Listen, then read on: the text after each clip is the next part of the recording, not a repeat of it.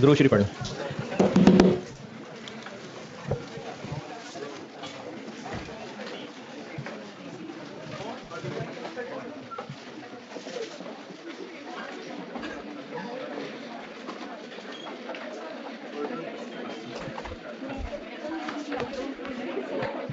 Further processing decisions, एक मिसाल से समझा रहा हूं और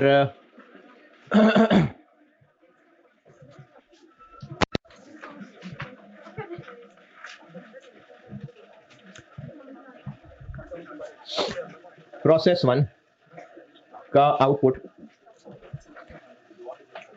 sigma 5000 kg, beta 7000 kg. Sigma sell for 500 per KG, beta या तो सेल फॉर 800 पर केजी और सेलिंग कॉस्ट 25 पर केजी, या फिर प्रोसेस 2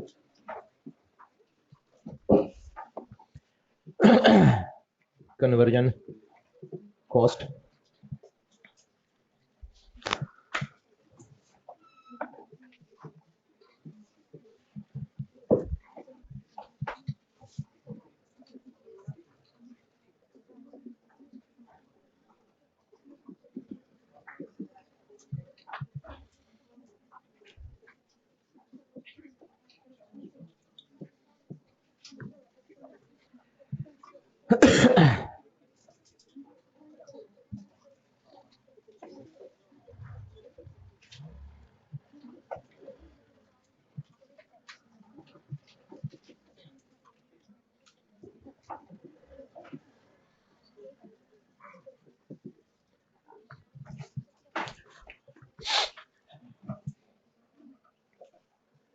रिक्वायर्ड है आपसे, इतनी सारी डिसीजन मेकिंग पढ़ ली कि बीटा को बेच दें या उसको थीटा बना के बेचें।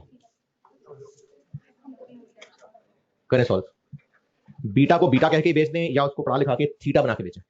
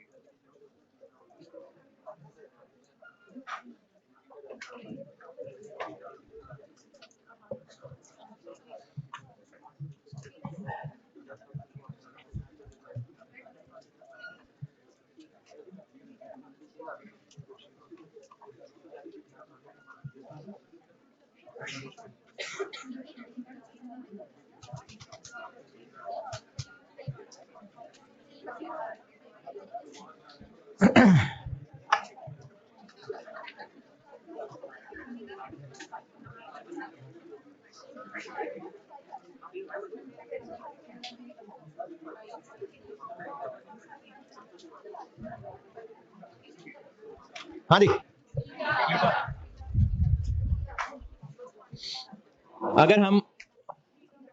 अगर हम बीटा को कर देते हैं सेल नाउ। अच्छा, अब इसको मैंने एग्जांपल ऑफ जस्ट सवाल की शक्ल दे दी है, तो इसका रिक्वायर्ड लिख लें कि सेल बीटा या फर्दर प्रोसेस इनटू थीटा। तो ये उसका सॉल्यूशन कर रहा हूं। अगर हम बीटा ही बेच दें तो कितने का बिकेगा? 7000 इंटू 800, बल्कि इसी में ही कर लेता हूँ 25, 542 5425 000। और अगर हम इसकी फर्दर प्रोसेसिंग कर लें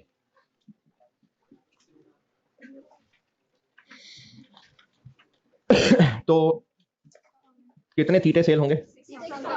6000 इंटू 940 माइनस 10, 5580 000। और कन्वर्जन पे भी खर्चा आएगा 150 5430 000। तो थोड़ा सा सही, लेकिन ये बेहतर है। कोई मुश्किल परेशानी? ये है फर्दर प्रोसेसिंग किसी। हाँ ये है। अब इसमें सवालों की मुश्किल क्या हो सकती है कि आपको ना ये कोई लॉस की कैलकुलेशन करानी पड़ जाए, या ये प्रोसेस 2 है, इसमें मटेरियल लेबर की कहीं कोई कैलकुलेशन, ये हो सकता है इसमें।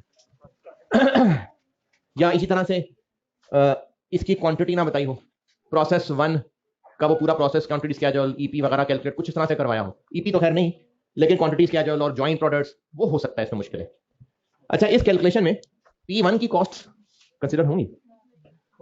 क्यों? क्योंकि डिसीजन मेकिंग पॉइंट ये है, जो इससे पहले होना है वो तो होना ही होना है, यहां से आगे सोचना है कि बेचना है या फर्दर प्रोसेसिंग पे जाना है, तो P1 कॉस्ट रेलेवेंट नहीं। ये सॉल्यूशन नोट कर लेते हैं इसमें, और इसकी आसान वैरायटी बताता हूं। है जी, उधर कर देना यार।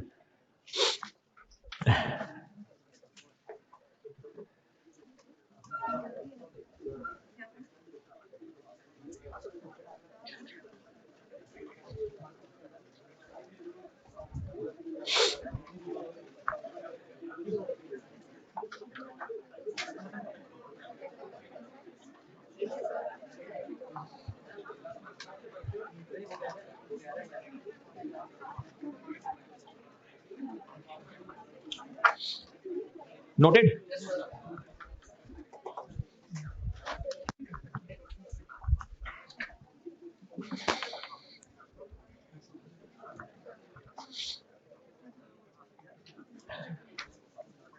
ये नोटेड?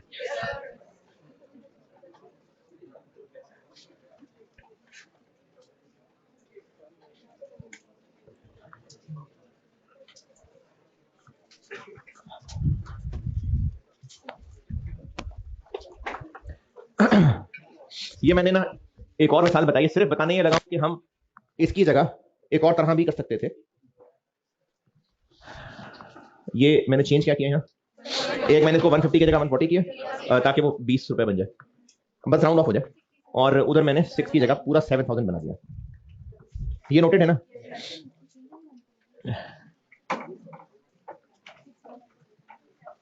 ये क्या बनेगा? 6510, और ये क्या होगा? 6370 000। ठीक है, मैंने इसको बस ये 7 कर दिया और वो 41 हो गया। इसको ना हम ऐसे भी प्रेजेंट कर सकते थे कि अगर हमने इसको थीटा बनाया तो हमने इसको बीटा बना के भी 800 का तो सेल कर ही देना था। थीटा बनाने से क्या हो रहा है? 140।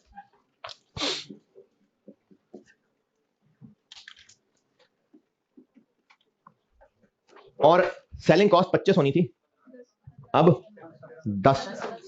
क्या लिखा मैंने? 10 लिखा है ना? तो सेलिंग कॉस्ट में 15 की बचत होगी। और अगर हम थीटा बनाएंगे तो 20 रुपए खर्च होगा। ये 20 ऐसे आया कि 140 डिवाइडेड बाय 7000। 135 और ये तो पर किलो है, अगर इसको टोटल ले जाना है तो 135 इंटू 7,000 945, इनका डिफरेंस लीजिए 945। तो ये वैसे अब क्यों हो सका? क्योंकि क्वांटिटी सेम है, तो हमने इसको पर किलो कैलकुलेट करके, और वो भी इंक्रीमेंटल। ऐसे भी कर सकते हैं, बिल्कुल ठीक है, दो अलग अलग कर लें, एक ऑप्शन सेल नाउ, एक ऑप्शन फर्दर प्रोसेसिंग, और ऐसे भी कर सकते हैं कि सिर्फ इंक्रीमेंटल फिगर ले लें, लेकिन ये सिर्फ तब कर पा रहे हैं जब क्वांटिटी सेम है तो, वरना फिर ऐसे नहीं चलेगा, फिर वही करना पड़ेगा। ये मैंने सिर्फ इस तरह किया है कि उसमें टाइम और जगह ज्यादा लगेगी, इसमें कम लगेगा, यानी हम सिर्फ फर्दर प्रोसेसिंग को ही एज एन ऑप्शन ले लें अगर।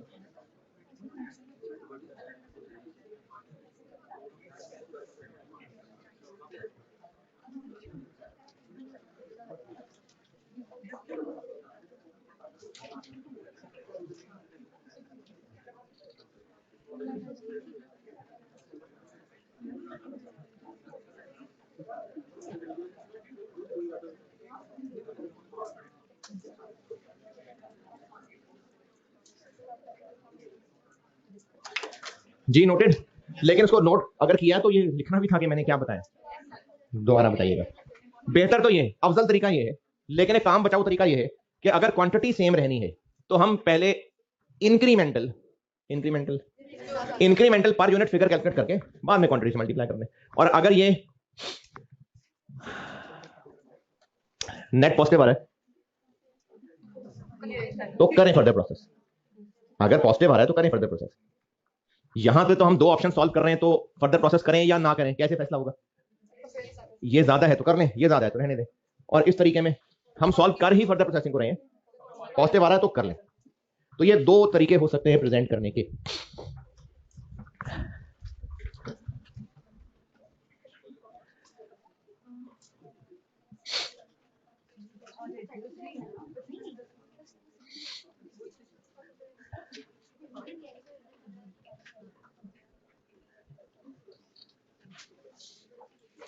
अच्छा, एक ना छोटा सा आसान सा सवाल है, और छोड़ने को भी दिल नहीं है लेकिन कराने का भी दिल नहीं है, तो आप ना वो सवाल सोल्यूशन देख लें और आगे बढ़ते हैं।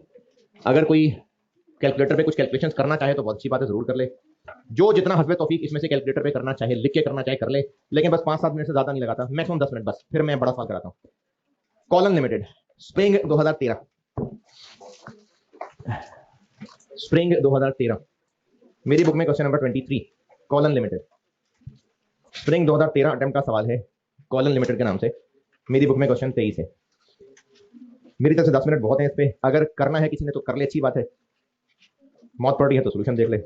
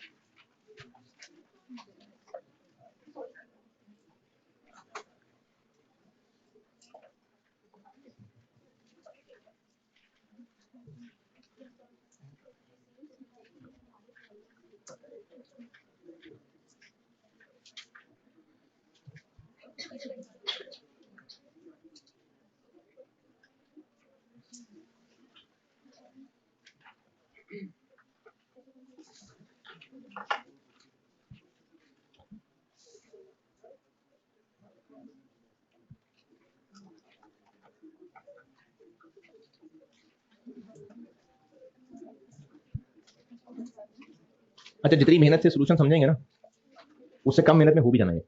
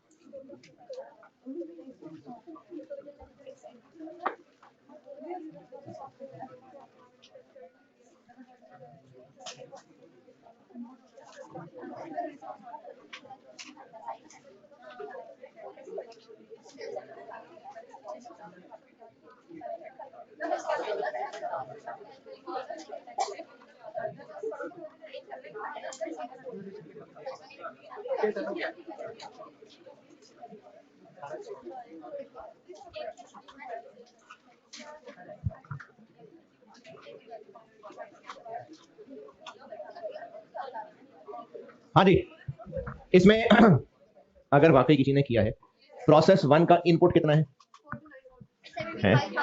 75,000 और इसमें ओपनिंग क्लोजिंग कोई है नहीं, नॉर्मल लॉस कितना,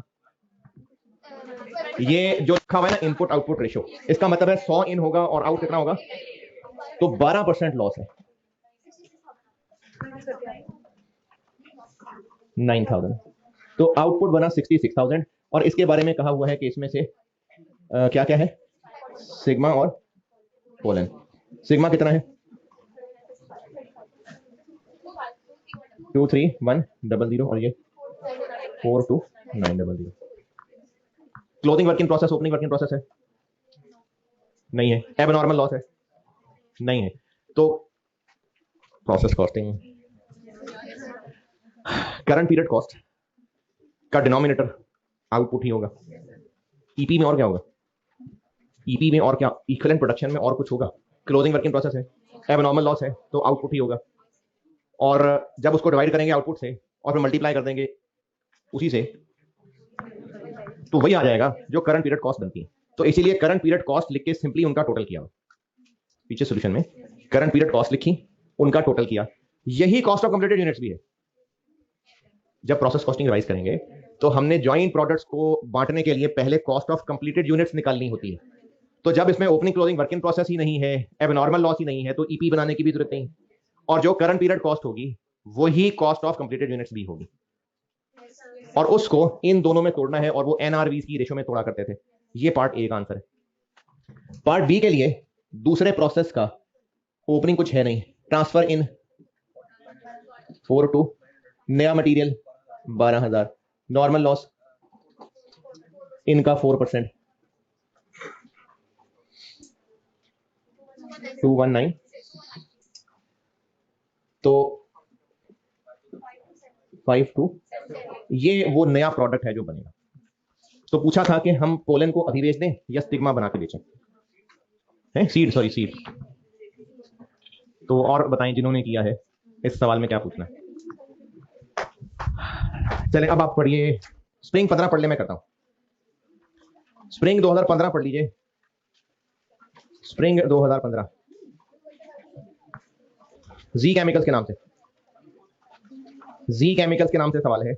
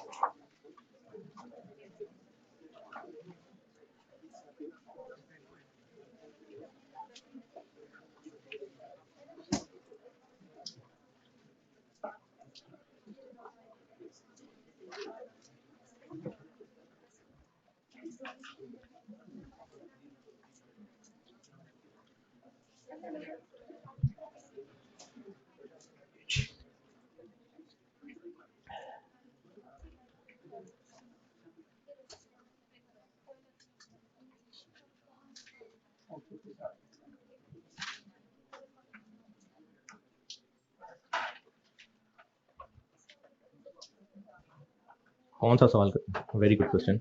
स्प्रिंग 2015 अटेम्प्ट का सवाल है, जी केमिकल्स।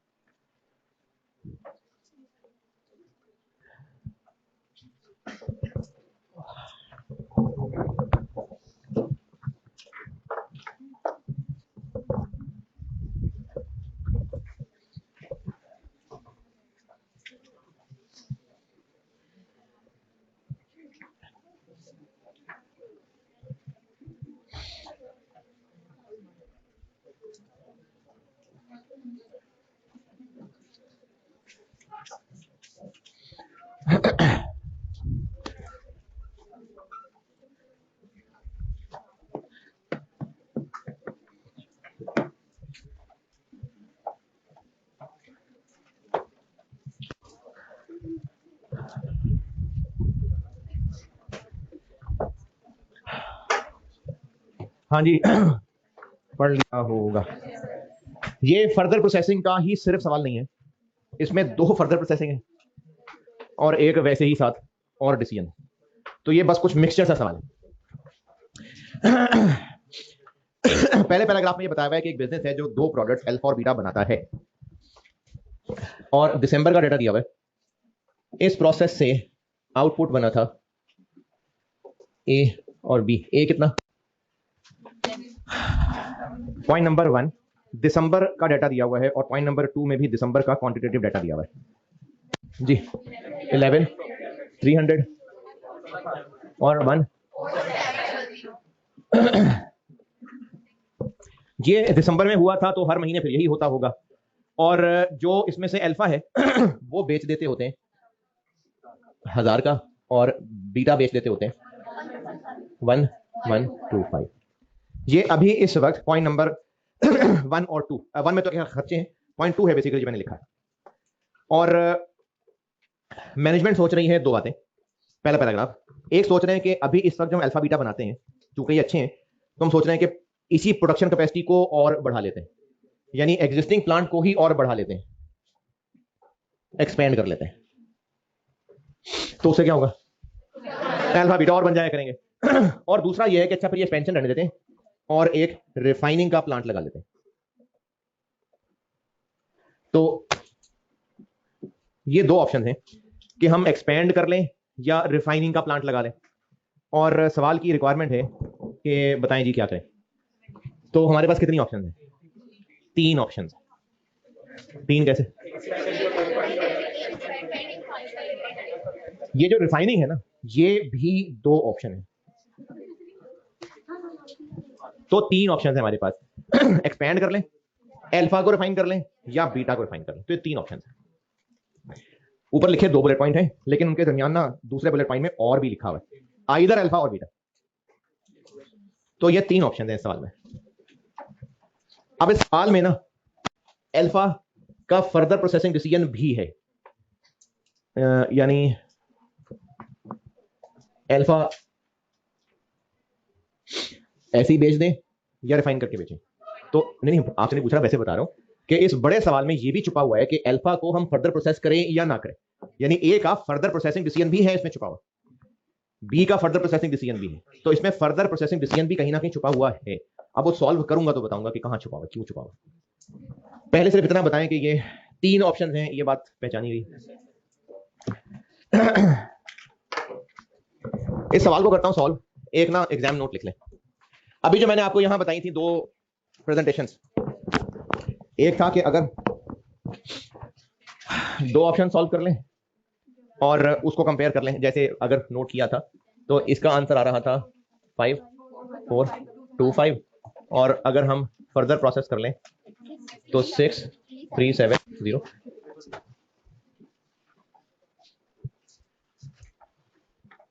और दूसरा तरीका ये था कि हम नेट सॉल्व कर लें यानी इंक्रीमेंटल, और उसका आंसर आ जाएगा 945,000। ये बात समझ आई थी?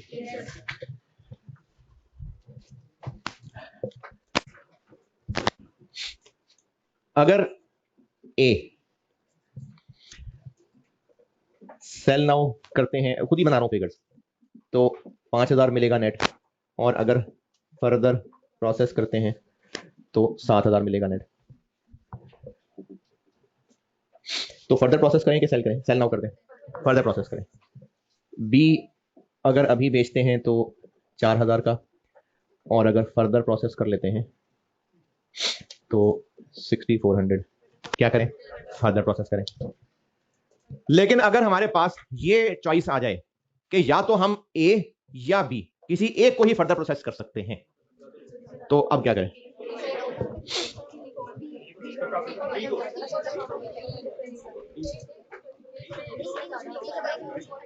अब ना आप 7,000 और 6,400 को नहीं कर सकते कंपेयर है।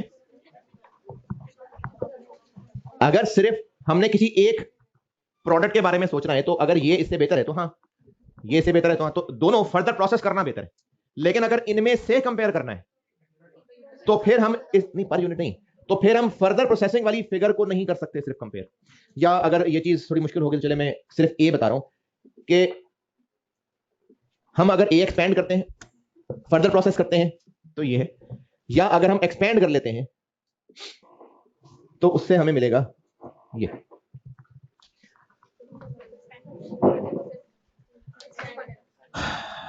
देखें, ये बी वाली बात अगर कंफ्यूज कर रही थी तो बी को छोड़ के मैं आपको बताता हूं कि अगर हमने सिर्फ ये फैसला करना होता, मैं फिर कह रहा हूं कुछ शक्लें देख के कि बस हो गई है, जाना है तो जाएं, यहां बैठ के गंदी गंदी शक्लें ना बने।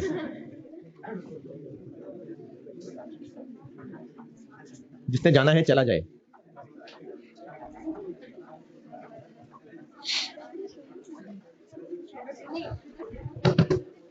अगर प्रोडक्ट ए सिर्फ प्रोडक्ट ए के बारे में ये फैसला हो कि फर्दर प्रोसेस करना है कि नहीं करना, तो करना है। चाहे आप इस तरह सॉल्व कर लें, यानी सेल नाउ और फर्दर प्रोसेस को अलग अलग ऑप्शन बना के कंपेयर कर लें, चाहे नेट सॉल्व कर लें, दोनों तरह से कर सकते हैं।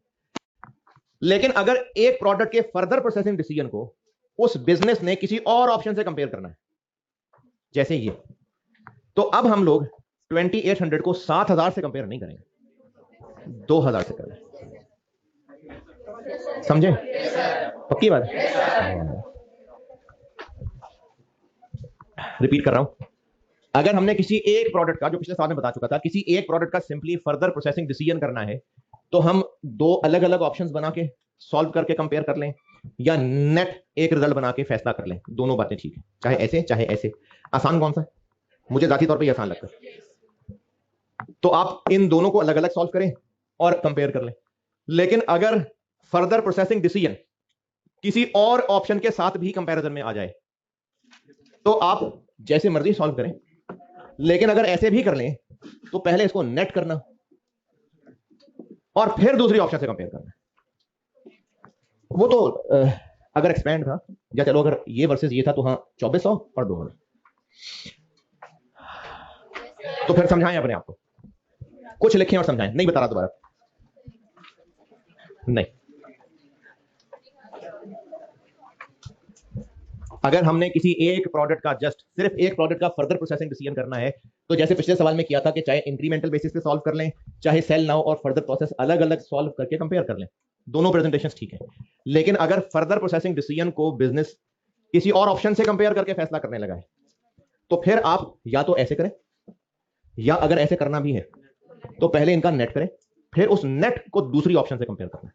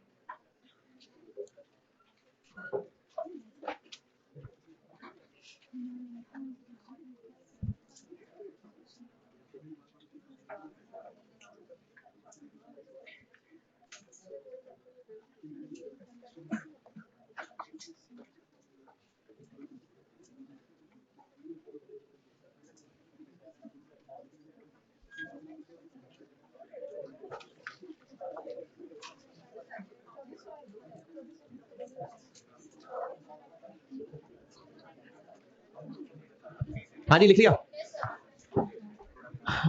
अच्छा, ये रिसेंट अटेम्प्ट में ये फर्दर प्रोसेसिंग का ही सवाल आया था, तो है पता नहीं कंटिन्यू शटडाउन का बहरहाल 3 अटेम्प्ट हो गई, नहीं आया। तो ये जो फर्दर प्रोसेसिंग डिसीजन है, इसका रिसेंट अटेम्प्ट का जो सवाल है ना, तो मैं अभी ये अगले हफ्ते में, यानी इसी 3-4 दिन के अंदर, क्योंकि किताब तो अपडेट करनी है मैंने, तो ये मैं आपको ये अपने फॉर्मेट पे सॉल्व करके शेयर कर लूंगा। ये ऑनलाइन में भी कुछ बच्चों ने कहा था, एक तो मैंने आपको इन्वेंटरी मैनेजमेंट पे बोर्ड पे करा दिया था, इसके अलावा भी कुछ सवाल हैं, मैंने वो भी दे दिया था, डबल एंट्री वाला अपना सोल्यूशन दिया था। तो इस तरह से ना जो जरा थोड़े से बड़े बड़े सवाल हैं ऑटम 23 के, तो मैं आपसे अगले वीक में उसका अपने फॉर्मेट पे सोल्यूशन शेयर करूंगा। तो फर्दर प्रोसेसिंग का एक सवाल ये है जो करा रहा हूं। इसके अलावा अगर कोई करना चाहे, अगर रिकमेंडेड नहीं है क्योंकि अजीब सा सवाल था, कॉन्फ्रेंस खराब करेंगे, लेकिन होते चीते चीतियां, तो ऑटम 19 में आया था, ऑटम 19। तो एक ऑटम 19 है फर्दर प्रोसेसिंग, एक ये है जो करा रहा हूं। ऑटम 19 में एक ही है शायद, 2 प्रोडक्ट्स है, कोई S1 S2 करके जी। तो ये बड़ा अजीब सा सवाल था और रिकमेंड नहीं कर रहा, कमजोर दिल बच्चों को कौन सा खराब कर सकता है, लेकिन जो करना चाहे तो मैंने बता दिया। फर्दर प्रोसेसिंग कंटिन्यू शटडाउन का बता दिया मैंने पहले ही। फर्दर प्रोसेसिंग का एक ये कर रहा हूं, एक ऑटम 23 है जिसका अपने फॉर्मेट पे अगले हफ्ते में सोल्यूशन शेयर कर लूंगा, और एक स्प्रिंग 13 था जो उससे पहले किया, और एक ऑटम 19।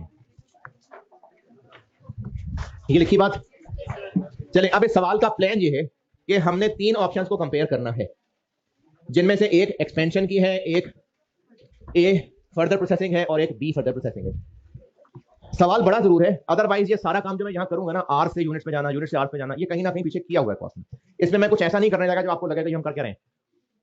वैसे इस वक्त जो आपकी जहनी हालत है, हो सकता है आप -3 और +3 का डिफरेंस 0 ले रहे हो जैसे, तो ये मुश्किल जरूर आ सकती है। अदरवाइज इसमें एक मामला प्लान करने का होता है और एक ये होता है कि जो मैंने अभी आपको नोट लिखा है। बस एक्सपेंशन ऑप्शन पे चलते हैं। ये सवाल करके फिर सर की ब्रेक करता हूं और फर्दर प्रोसेसिंग खत्म। फिर है जी, क्या कहा है, जनाजा फिर गुसल का मसला होगा।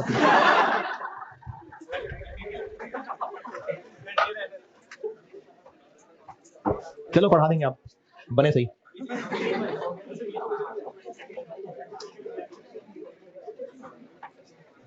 एक एक्सपेंशन प्लान है, एक फर्दर प्रोसेसिंग ए का प्लान है और एक फर्दर प्रोसेसिंग बी का प्लान है। ये 3 ऑप्शन है हमारे पास। रुपीज कर लें, मिलियन कर लें, 1000 कर लें, जैसे मर्जी कर लें। चलो मिलियन का दिल कर रहा है मेरा, सुबह से एक भी शायद मिलियन नहीं किया, तो मिलियन। अच्छा चलो अभी मिलियन कर दिया मैंने। अगर एक्सपेंशन करेंगे तो ये नहीं है, फिर सिर्फ ये बात कर रहे हैं। तो एक्सपेंशन करना है और उसको इससे कंपेयर करना है। इन कंपैरिजन में ये चीज रेलिवेंट है कि ए और बी कितने के बनते हैं। नहीं, ये तो पहले भी बनते थे, अब भी बनेंगे।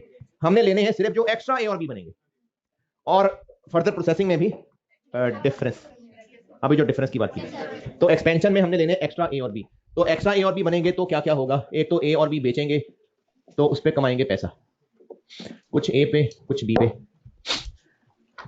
फिर इसके अलावा फिक्स कॉस्ट भी अगर कोई एक्स्ट्रा है तो कोई फिक्स कॉस्ट देखिए है। इसमें एक चीज जरूर मैच कर लेना, हम सवाल इस वक्त जो सामने सॉल्व कर रहे हैं वो कितने अरसे का है, मंथ का, ये ख्याल कर लीजिएगा, वो मंथ का सवाल है, क्योंकि हमें डाटा दिसंबर के महीने का दिया हुआ है, तो ये सारा डाटा मंथ का है और हम उसी को यूज कर रहे हैं, तो इसका डेप्रिसिएशन में भी ख्याल रखना है।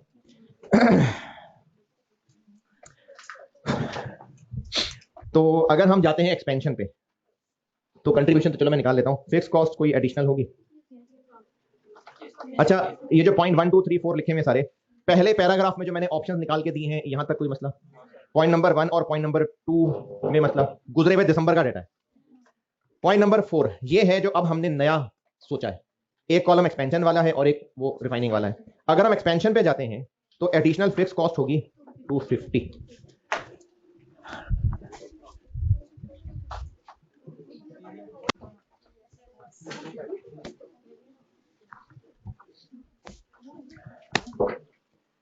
और नया प्लांट लेंगे, उसकी रेलेवेंट नया प्लांट लेंगे, नए प्लांट की वैसे तो देखना होता है कि इस अरसे में क्या वैल्यू लूज हो जाएगी, लेकिन अगर ऐसा कुछ ना बताया हो तो मजबूरन डेप्रिसिएशन। तो नए प्लांट की डेप्रिसिएशन, नया प्लांट कितने का होगा, कितने का जी, 20 मिलियन। और आरवी 1.4 मिलियन और लाइफ 20 साल, लेकिन हम ले रहे हैं इस पर 1 महीना जी, 0.0। अरे ये तो बहुत थोड़ा हो गया मिलियन में, कितने प्यार से मैंने, अच्छा भाई, ओके भाई, ओके ओके ओके ओके, ये हो गया 250 और ये 0.5। टोटल कंट्रीब्यूशन निकालने के लिए क्या चाहिए, कंट्रीब्यूशन पर यूनिट और नंबर ऑफ यूनिट। तो कंट्रीब्यूशन पर यूनिट की बात करें तो ए कितने का बेचते हैं, 1000 का। बी कितने का बेचते हैं, बनाने पे वेरिएबल खर्चा कितना आता है,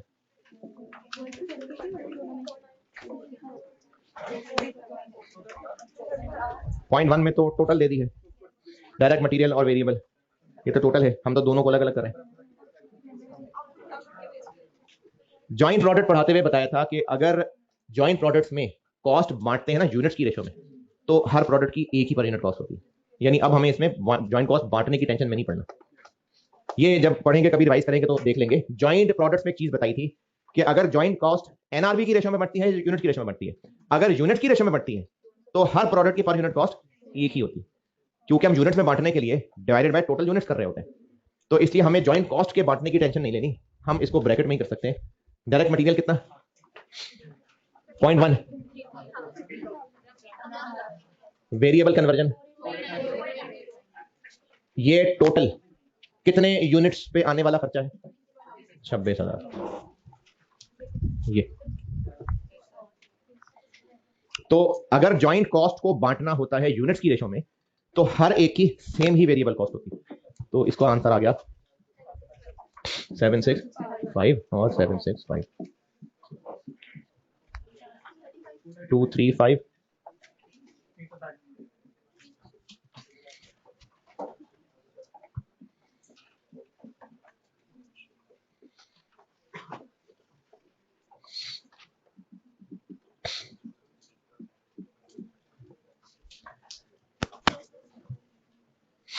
हम जो मजीद यूनिट्स बेचेंगे एक्सपेंशन में, बस वो यूनिट्स लेने हैं या एग्जिस्टिंग वाले भी लेने, सिर्फ नए वाले, तो उनकी मैं कंट्रीब्यूशन फिक्स कॉस्ट ये किया है।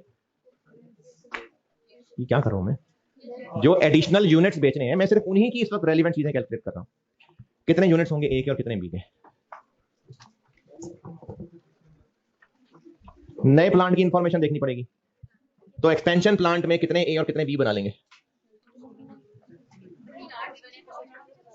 आर्स गिवन है, यूनिट्स नहीं गिवन है, आर्स गिवन है। बिल्कुल सही, बिल्कुल ठीक है। जो अभी इस वक्त मशीन आर्स हैं कितने हैं वो, अभी इस वक्त कितने मशीन आर्स, अभी से मेरी मुराद एग्जिस्टिंग प्लांट पे कितने हैं।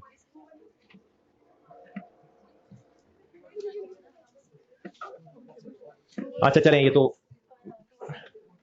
सब बच्चे हजम नहीं कर सके इस बात को, कोई बात नहीं। अगर हमें ये पता चल जाए कि 1 घंटे में कितने अल्फा बनते हैं, तो हम कितने अल्फा और बना लेंगे, इनटू 5000। नए प्लांट में कितनी कैपेसिटी है, 5000 घंटे की है, 5000 यूनिट्स की, 5000 आवर्स की। तो अगर हमें ये पता चल जाए कि 1 आवर में कितने अल्फा बनते हैं, तो 5000 से मल्टीप्लाई कर देंगे। 1 आवर में कितने बीटा बनते हैं, 5000 से मल्टीप्लाई करते हैं, नहीं तो 1 आवर में कितने अल्फा कितने बीटा बनते हैं, ये कैसे पता चलेगा। दिसंबर का डाटा निचोड़ लेते हैं। अभी इस वक्त एग्जिस्टिंग प्लांट में क्या होता है, कहां से पता चलेगा, जो 0.12 में दिसंबर का डाटा दिया हुआ है, तो दिसंबर के डाटा से जो लोग मौजूद हैं अपनी राजी राजी मौजूद हैं, कोई जबरदस्ती नहीं है, कोई मजबूर नहीं कर रहा, कोई लालच, कोई कुछ नहीं। किसका लालच है? हाँ, चल बता फिर दिसंबर में दिसंबर में कितने आवर्स थे?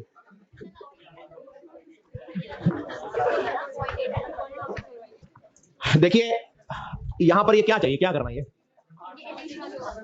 कि पता नहीं मैं क्या बोल रहा था। हाँ, कितने ए और कितने बी बनाने हैं नए एक्सपेंशन वाले प्लांट में। तो एक्सपेंशन के बारे में इंफॉर्मेशन हमें दी हुई है कि 5000 आर्स हैं। तो अगर ये पता चल जाए कि एक आर में कितने अल्फा बनेंगे तो उससे मल्टीप्लाई कर लेंगे। तो हमें ये जानने के लिए एग्जिस्टिंग प्लांट का डाटा देखना पड़ेगा। तो एग्जिस्टिंग प्लांट यानी दिसंबर का डाटा है।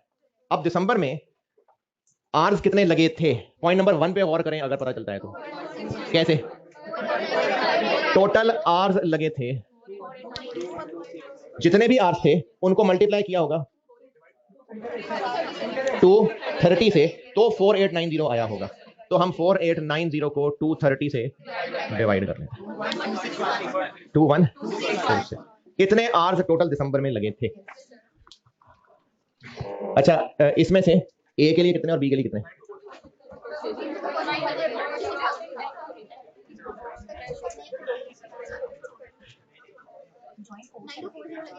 अच्छा, कैसे?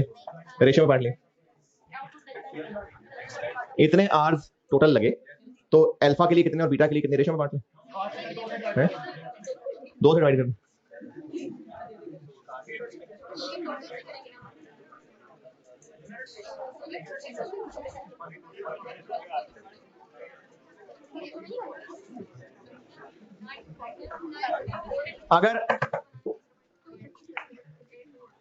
अगर मसूर की दाल और मूंगी की दाल दोनों मिला के देगची में डाल के 1 घंटा वो गल रही हैं, तो मूंगी की दाल पे कितने घंटे लग रहे हैं और मसूर की दाल पे आधा घंटा लग रहा है।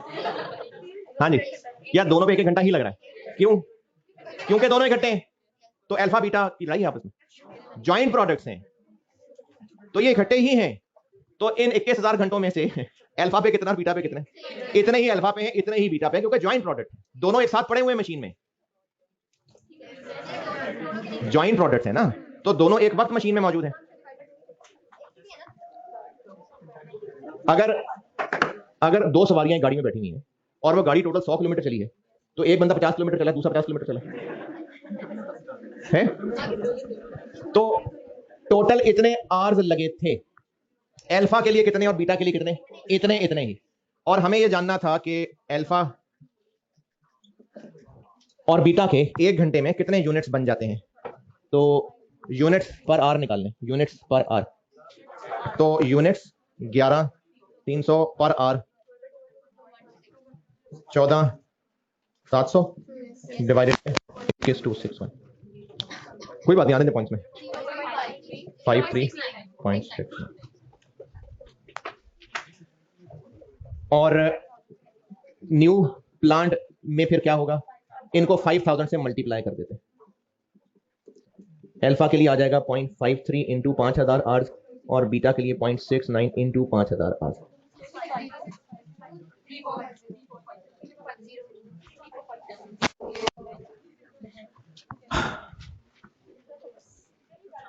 क्या जी?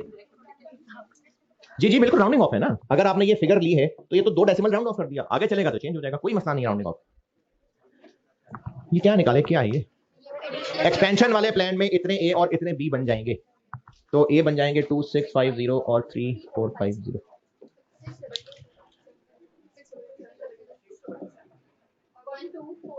और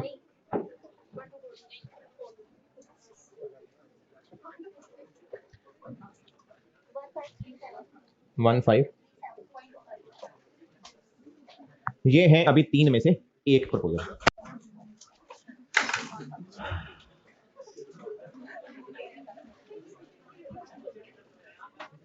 शकील उस तरफ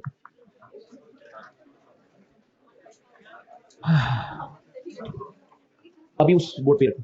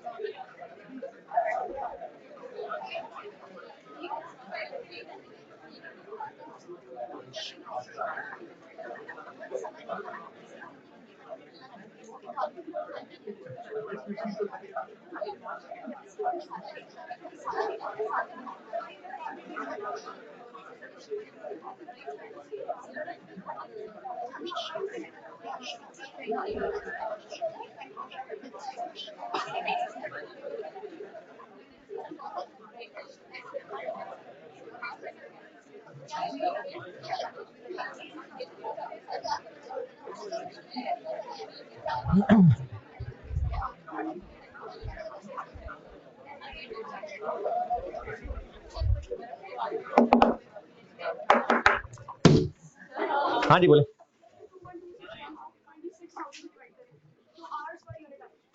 तो फिर आपको 5000 से मल्टीप्लाई की बजाय डिवाइड करना पड़ेगा। ठीक है, यूनिट्स की रेशियो में तोड़। ठीक है, ठीक।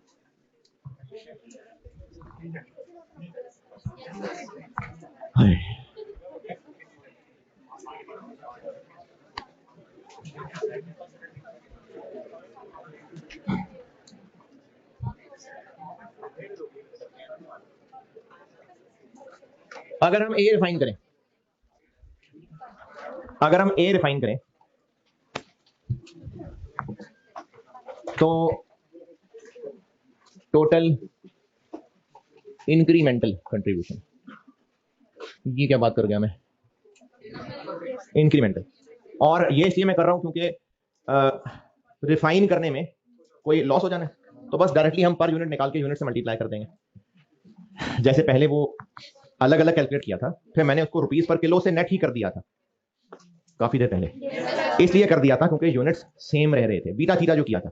तो अभी भी ए को रिफाइन करेंगे तो 10,000 मशीन में डालेंगे तो 10,000 ही रिफाइन होकर बाहर आएंगे। तो इसलिए मैं incremental contribution per unit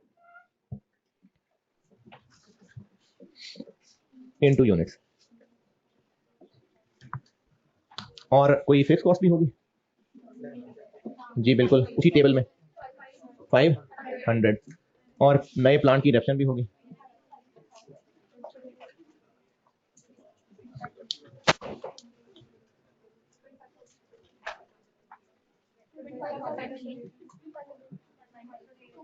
two point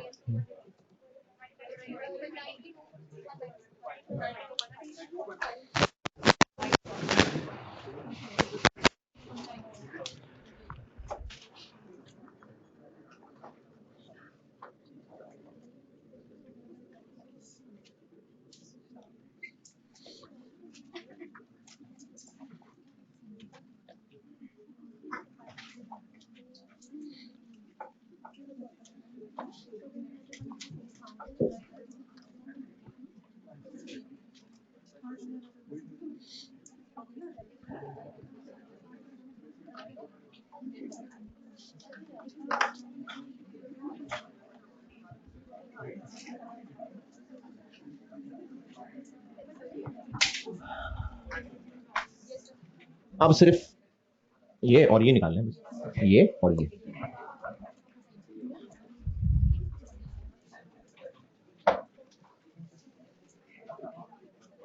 अच्छा, अब ये चूंकि बी में भी बिल्कुल सब यही होगा, सिर्फ वैल्यूज बदलेंगे, इसलिए मैं ए सॉल्व कर रहा हूं बस।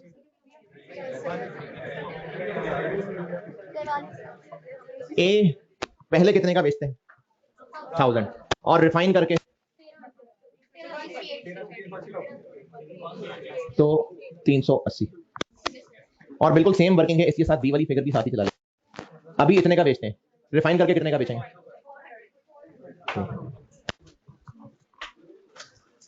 और इंक्रीमेंटल कॉस्ट कितनी आएगी, यानी मजीद कितना खर्चा आएगा? मटेरियल पे लगेगा 90, 125 और कन्वर्जन पे लगेगा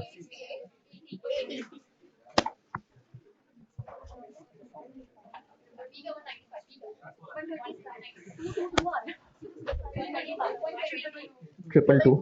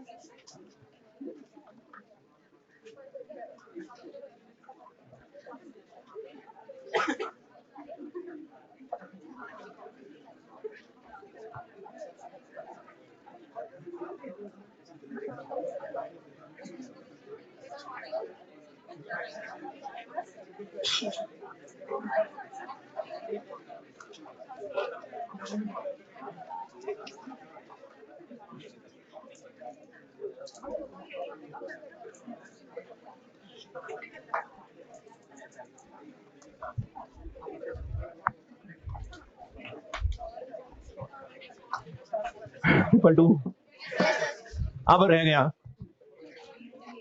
कितने यूनिट रिफाइन करेंगे? नहीं, वर्किंग 4.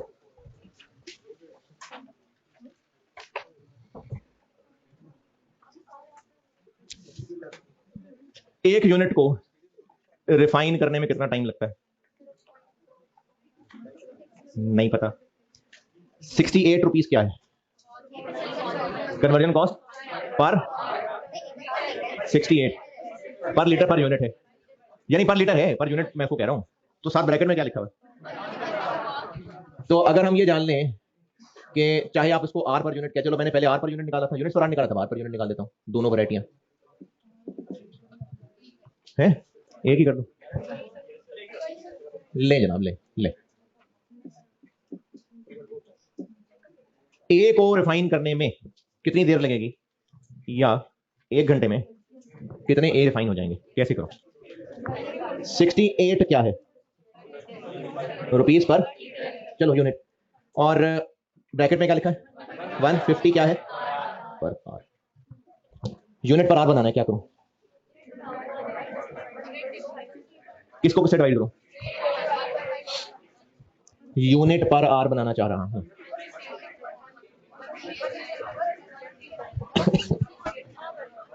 आर पर यूनिट बना लूं. चले आर पर यूनिट बना देता हूं. अगर यूनिट पर आर बनाना है तो किसको किससे डिवाइड करूं? देखें, यूनिट पर आर, ये ऑलरेडी पर आर है, इसको मैं उलट करूंगा तो यूनिट ऊपर आएगा, यानी 150 डिवाइडेड बाय 60 है 2.2. और अगर 68 डिवाइडेड बाय 150 कर देंगे तो वो क्या बनेगा? वो आर्स पर यूनिट बन जाएगा.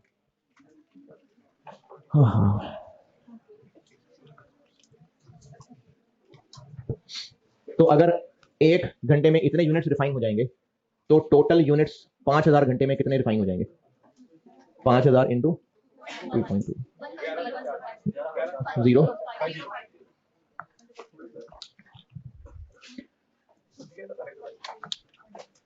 24 पॉइंट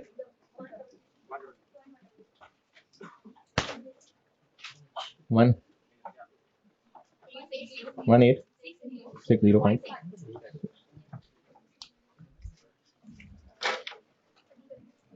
बी में क्या फर्क पड़ेगा? 68 की जगह 80 आ जाएगा और इसकी जगह 195 आ जाएगा, बाकी यही होगा.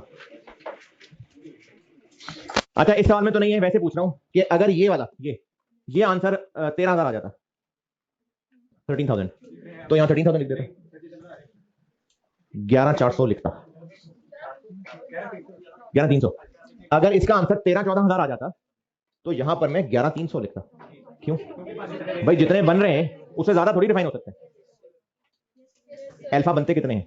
11300, तो उससे ज्यादा थोड़ी रिफाइन हो सकते हैं। अगर ये आंसर ज्यादा आ जाता तो हम बस 11300 लिखते थे। फर्दर प्रोसेसिंग डिसीजन खत्म, असर पढ़ लिए, फिर मेक और बाय करते हैं। ठीक है।